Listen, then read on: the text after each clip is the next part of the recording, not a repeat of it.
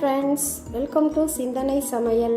இன்றைக்கி சிந்தனைசமையலில் மொச்சக்கொட்டையும் சுண்டக்காயும் வச்சு வத்த குழம்பு எப்படி செய்யறதுன்னு வாங்க வீடியோக்குள்ளே போய் பார்க்கலாம். இன்றைக்கி சுண்டக்காயும் சிவப்பு மொச்சக்கொட்டை அதையும் போட்டு இன்றைக்கி வத்த குழம்பு செய்யலான்ட்டு இருக்கேன். மொச்சக்கொட்டையை நல்லா சிவப்பாக வறுத்துக்கலாம். வெறும் கடாயில் நல்லா வறுத்து எடுத்துக்கலாம். மொச்சக்கொட்டையெல்லாம் நல்லா சிவப்பாக வறுத்தாச்சு. ஸ்டவ் ஆஃப் பண்ணிவிட்டு வேறு பாத்திரத்தில் போட்டுட்டு தண்ணி ஊற்றி குக்கரில் வேக வச்சு எடுத்துக்கலாம். இது மாதிரி கொஞ்சம் தண்ணி ஊற்றி குக்கரில் நான் சாதம் இது கூட வச்சுருக்கேன். அது கூடயே இந்த மொச்சக்கொட்டையும் வச்சுட்டேன். இதை நல்லா வெயிட் போட்டு 2-3 விசில் விட்டு ஸ்டவ் ஆஃப் பண்ணிக்கலாம். இப்போ ஒரு வாங்கி வச்சுருக்கேன். அதில் எண்ணெய் ஊற்றியிருக்கேன்.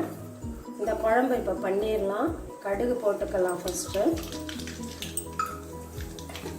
கடுகு வெடித்த உடனே உளுத்தம்பருப்பு அதை ஒரு 1/2 டீஸ்பூன் போட்டுக்கலாம். ஒரு வரமிளகாய் கிள்ளி வச்சுருக்கேன், அதையும் இது கூட போட்டுட்டு பெருங்காயம், சிறிய துண்டு பெருங்காயம் போட்டுட்டு கருவேப்பிலை, சுண்டக்காய் நான் ஒரு டேபிள் ஸ்பூன் எடுத்து வச்சுருக்கேன், அதையும் இது கூட சேர்த்து நல்லா சிவப்பாக வறுத்துக்கலாம். சுண்டக்காய் சிவப்பாக வறுத்தோடனே நான் ஒரு சாம்பார் தூள் 3 டீஸ்பூன் போட்டுக்கிறேன். தனியாத்தூள் 1 டீஸ்பூன் போட்டுக்கிறேன். மஞ்சள் தூள் கொஞ்சம் தேவையான அளவு மஞ்சள் பொடியும் சேர்த்திக்கலாம். இதை நல்லா கலக்கி விட்டுட்டு எலுமிச்சம்பழம் அளவு புளி எடுத்து நான் கரைச்சி வச்சுருக்கேன், அதையும் இது கூட போட்டுடலாம்.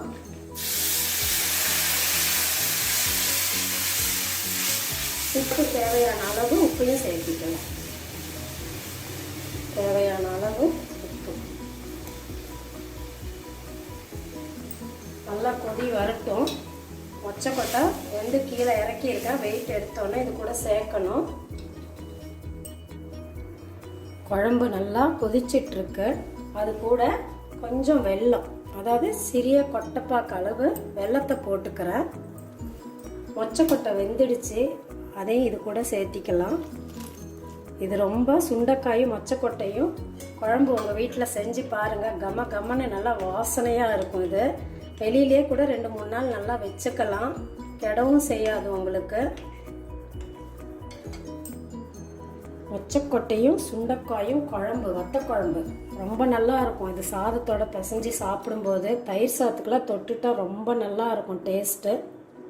உங்கள் வீட்டில் மறக்காமல் இதை செஞ்சு பாருங்கள். சுண்டைக்காயில் துவர்ப்பு தன்மை இருக்கிறதுனால உடம்புக்கும் நல்லது.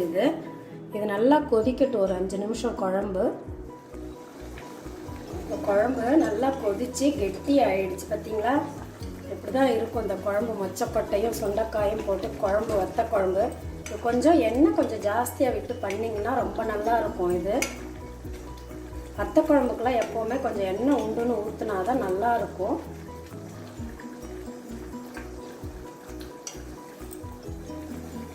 வத்த குழம்பு நல்லா கொதித்து கெட்டி ஆயிடுச்சு. இப்போ ஸ்டவ் ஆஃப் பண்ணிடலாம். வத்த குழம்பு ரெடி ஆயிடுச்சு. சுட சுட சாதத்து மேலே இப்படி நெய் போட்டுட்டு வத்த குழம்பு கம கமன்னு வத்த குழம்பு இப்படி ஊற்றி சாப்பிட்டாக்கா செமையாக இருக்கும். உங்கள் வீட்லேயும் செஞ்சு பாருங்கள். உங்கள் கமெண்ட்ஸை சொல்லுங்கள். மறக்காமல் சிந்தனை சமையலை சப்ஸ்கிரைப் பண்ணுங்கள். கூடவே அந்த பெல்லையும் தட்டி விடுங்க. அடுத்த வீடியோவில் பார்க்கலாம். பாய்.